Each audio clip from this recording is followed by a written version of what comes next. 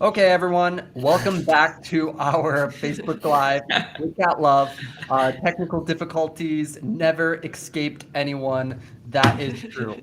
We were talking about copywriting. What is copywriting? And we answered that question. And now a little bit, what made you drill into that specific component of helping therapists with their copywriting and writing in general? Yeah. So I already mentioned that I started out doing the design piece of websites. And I think what I just experienced over the years is seeing that how websites bring together so many different things. And one of the things that my website design clients were consistently getting stuck on was, okay, you can put together the images and the colors and the layouts and the fonts and like build out the platform. Like you can do everything when it comes to that cat, but what am I supposed to put on? Like, what am I supposed to write on the website? Right. And so it was like a huge pain point, and it seemed like it wasn't really easy to address for a lot of small solo practices and therapists. So yeah, I started helping with that as well. Lovely.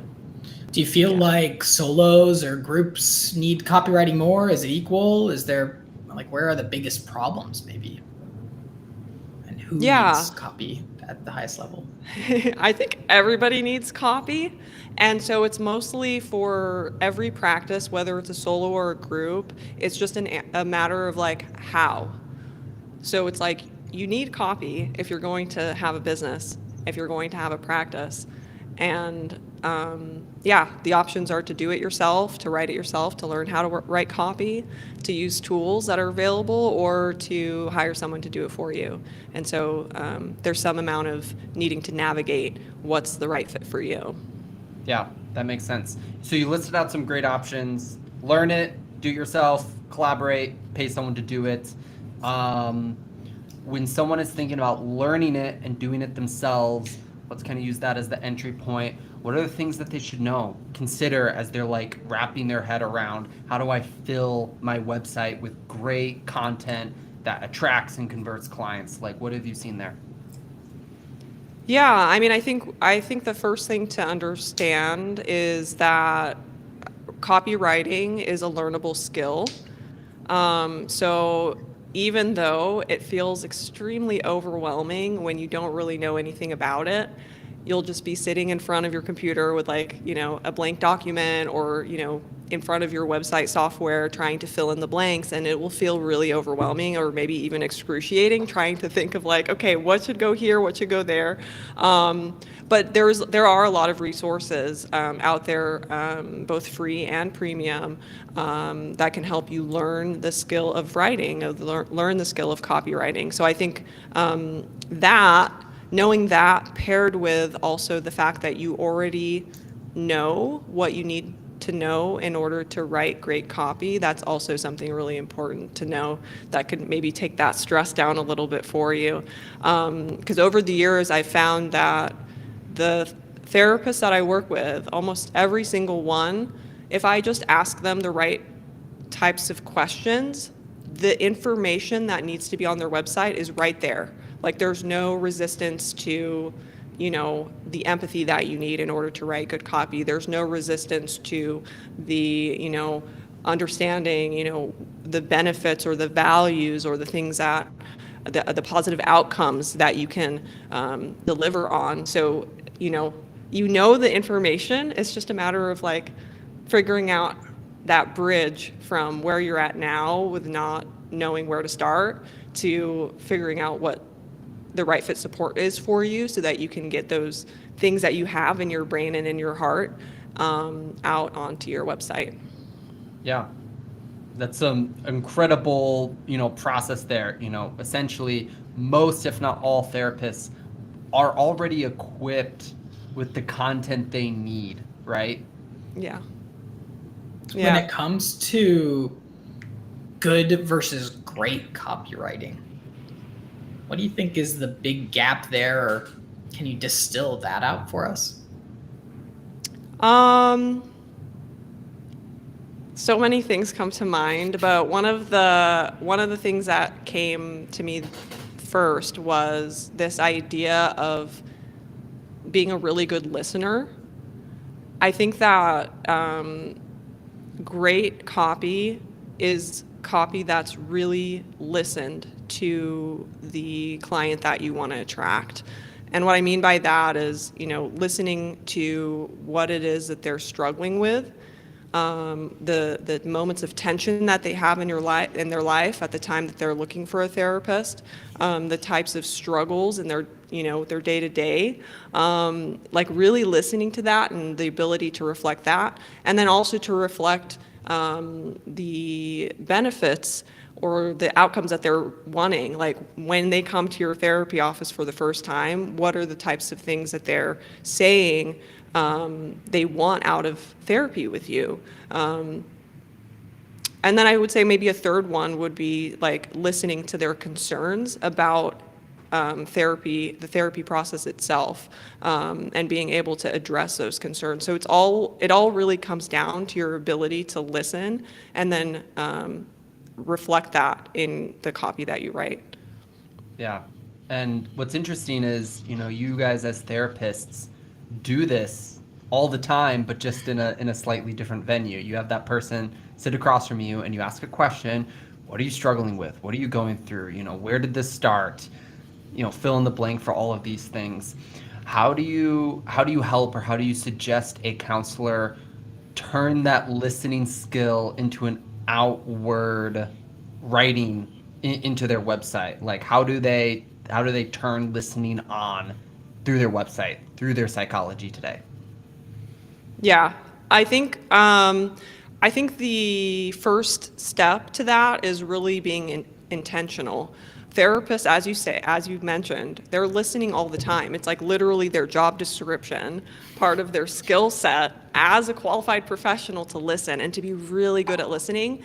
But the first step is really to take that same listening skill and then start to put it into some type of a system that makes it easy for you to remember the types of things that are really effective at connecting and showing that you understand your potential client in your website copy. So like one idea for that would be to start a journal where like after a first phone call or a first session with someone that is a really good fit client for you, you hang up the phone or close the Zoom call or whatever, and you just write down a few of the phrases that they used when they were describing their experience. And you can almost literally take those sentences and those phrases and just put them on your website. Like even just that is like such a good start to writing copy that is really effective. Yeah, that's a great suggestion, because they're able to then, when future clients come to that website or that Psychology Today profile, it will feel similar, it will feel real from the client's perspective rather than from the clinician's perspective. Yes, exactly. Yeah. So we're moving away from like the psychobabble naturally in that process. We're moving away naturally also from, things like just talking about your modalities, like, the My Approach page that goes into CBT and like the benefits of CBT maybe a little bit, or like the history of it, like moving away from that and instead towards this like really connecting reflection of what it is that where the clients are and where they want to go. Yeah. I love that. So you said you got your start with design, like web design. I feel like the website process is like overall exhausting for so many therapists. Do you feel like how does design and copy combine in a way that is not exhausting, I guess? Is there like a focused way? Is there a streamlined way? What does that look like? Yeah, I mean, I think there's two answers that I want to give you. The first is just to validate that it is a lot of work and it can be very overwhelming, and it is normally pretty overwhelming for most therapists. But I think the way to get out of it being so overwhelming is to be mindful of the type of support that you need. So I think what I've observed over the 8 years in this space doing websites, writing websites, designing websites, is that each therapist comes into the website process in a very different place. So unlike a business that, has a marketing team, the solo therapist and even the group practice therapist, well, oftentimes they're wearing the hat of being that marketing professional for their practice. And what that means is that you might want to, like, what I would suggest is like taking a step back and examining, okay, what skills does my marketing person have? And you're analyzing yourself. You're saying, okay, I actually love writing. Like when I love journaling, I love creative writing, and like I would actually really love to write. But when it comes to like visual stuff, oh my gosh, like that's really overwhelming. I don't know what pictures look good. I don't know anything about that, right? And so it's kind of like take a step back and do a self-assessment and try to start to understand which aspects of the website are fun, fulfilling, or easy for you. And then which aspects of the website feel like get you into that overwhelmed state where it's just like, this is too much. I don't know what I'm doing. It gets, disorienting maybe, because those are the pieces that you may want to find more support with if that's a course, a tool, or hiring out completely. Yeah. And I think for any of you who are listening and are ready or wanting to dive down the rabbit hole of this website and of this copywriting, Kat just laid out a really phenomenal framework, which is essentially catalog your strengths and your places where you receive energy from actually doing on a marketing front, and then catalog your needs and be confident and aggressive about receiving support. And that's probably going to cost money. That's probably going to cost time. It's going to cost something one way or another to fulfill those needs. But it's a very holistic approach to getting a very difficult and typically overwhelming thing done for your business. So, I really appreciate that perspective. Awesome. When it comes to like assets, we've talked websites. You mentioned Site Today earlier, or Good Yeah. Therapy. What are some of the biggest assets that are either used, right? Like you sit down and actually do this with a therapist. And what are some of the assets that maybe some therapists are not thinking about maybe getting copy help with? Yeah, I mean, I think the biggest places for copy are usually going to be a therapist website and the Psychology Today. Some therapists who are venturing into ads are also going to need copy. So whether that be like Google Ads or Facebook Ads or any other social platform. But I think there's also some amount of overlap also into what we would call content marketing. So it's not exactly directly considered to be copywriting because you're in the marketing department when you do content and not in the sales department. But I think that good content, so content being for your blog or for short form video content, maybe you're venturing into doing TikTok or even like the Instagram captions that you're writing. A lot of those will also benefit from copywriting influence because good content marketing is also good sales.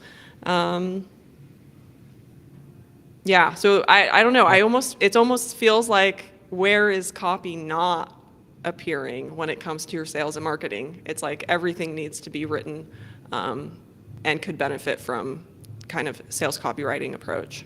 Yeah. So earlier you mentioned the journal activity of just writing down key phrases, key moments, other things to have a more client-centric and like those be seeds for what you put in places and write content on and such. What are some other tips, suggestions for counselors wanting to improve their copy and improve their writing skill? Yeah. I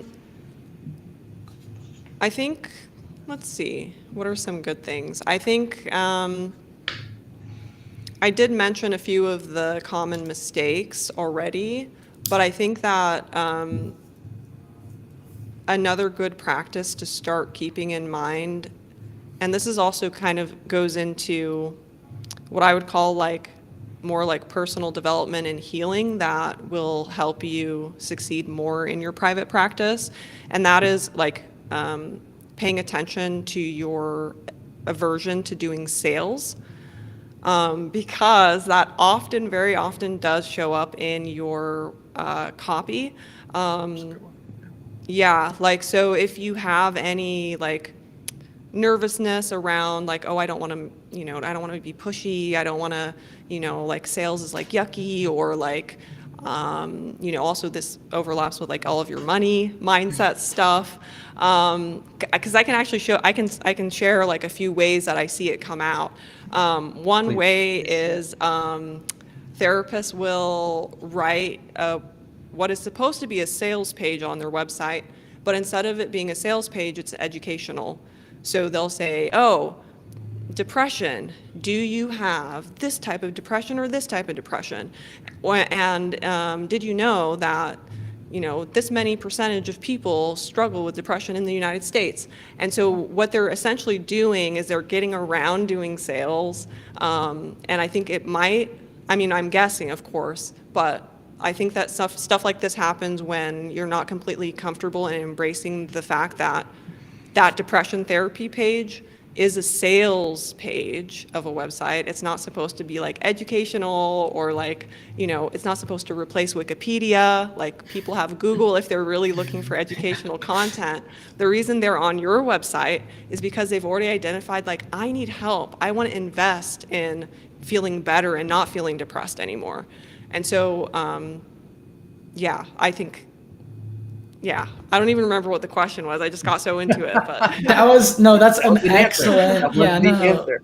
that was an excellent answer, actually. Super smart, yeah. Yeah, Very to wise. kind of, I actually want you to take that a step further, and so I'll re-ask a question in a slightly different way. You just described avoiding having great copy on your website because of internal conflict or internal confidence issues around selling yourself, or not. I know I've seen this. Some counselors don't know that they're actually supposed to be forward-facing, salesy with heavy quotations on their website. So take that one step further and talk to the counselor who's struggling a little bit with having their website as a piece of sales collateral instead of just an information piece about them. How do you successfully have sales collateral as a therapist without it being gross and getting through, some of the things you just described? yeah, I think it really starts with acceptance of like an acknowledgement that that's where you're at. I don't ever want to encourage like shaming or, not embracing the parts of you that might feel like sales is yucky, or it gives you some type of like, trigger to something that is a work in progress in your healing. And I think that it's also an opportunity to, in parallel, also like do things that disconfirm any of those beliefs that are coming up for you about yourself. I think a lot of them are going to be about like worth, like I'm not worthy or I'm not deserving, or you get the kind of like over responsibility, like it's my responsibility to fix people. Why would I charge money for that? Right? There's like a lot of things that could come up. So acknowledging that, but also being like, okay, like maybe this is actually an opportunity for me to heal. Like, can I use, my business in a way that can actually complement the work that I'm doing to take care of myself and progress in my personal growth. Because if you're able to get to that place, then you can actually start to turn that that self-connection towards like a curiosity of like, this could be, something that really helps. yeah, it just helps my growth. And what if sales wasn't this yucky thing? And what if it was something that was easy? Or what if it was something that helped me help more people, or helped me, just Yeah. add to this movement of healing the world, which is really where therapists are coming from. So also remembering, like, you're selling a healing and helping service, and you are healing and helping the world, and it's just a matter of getting to a place where you're confident. Definitely.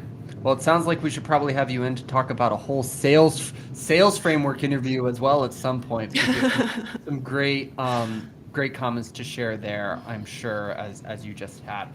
Well, as we kind of wrap up our time together, I want to draw anyone who's watching this attention to a little bit further to you, Kat, of how you help therapists with some of the fragments in a deeper way that we went through today. So maybe share a little bit more about what you do as a profession, right? Like, what services do you even have available for counselors, and how does someone know that they might be a great fit to work with you? Yeah. Thank you for asking. So at the current moment, I offer a few different services. I do have one-on-one coaching available, so marketing and just holding space for your process of showing up stronger in your marketing and following through, taking action. And I also have a website design service and a website writing service. My writing service is called Empathy Copy. It is my answer to the call in the therapist space for a website service that is easy and fast and also affordable.